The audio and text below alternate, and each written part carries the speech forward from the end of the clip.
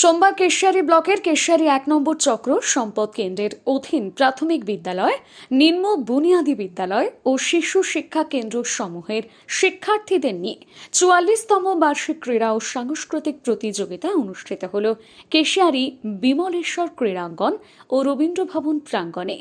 জাতীয় পতাকা উত্তোলন ও প্রদীপ প্রজ্বলনের মাধ্যমে অনুষ্ঠানের সূচনা করেন কেশিয়ারি বিধানসভা এলাকার বিধায়ক পরেশ মুর্মু।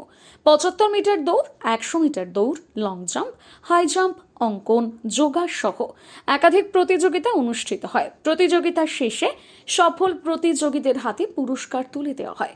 এদিনের এই অনুষ্ঠানে উপস্থিত ছিলেন বিধায়ক পরেশ মুর্মু, পশ্চিম মেদিনীপুর জেলা প্রাথমিক বিদ্যালয়ের সংসদের সভাপতি অনিমেষ দে, পশ্চিম মেদিনীপুর জেলা পরিষদের উপাধ্যক্ষ মামুনি মান্ডি, জেলা পরিষদ সদস্যা পলি সাহা, কেশিয়ারি থানার আইসি বিশ্বজিৎ হালদার, অবর বিদ্যালয় পরিদর্শক দেবাশিস ভট্টাচার্য, বিশিষ্ট শিক্ষক অখিল বন্ধু মহাপাত্র সহ কেশিয়ারি ১ নম্বর চক্রের সমস্ত বিদ্যালয়ের শিক্ষক শিক্ষিকাগণ।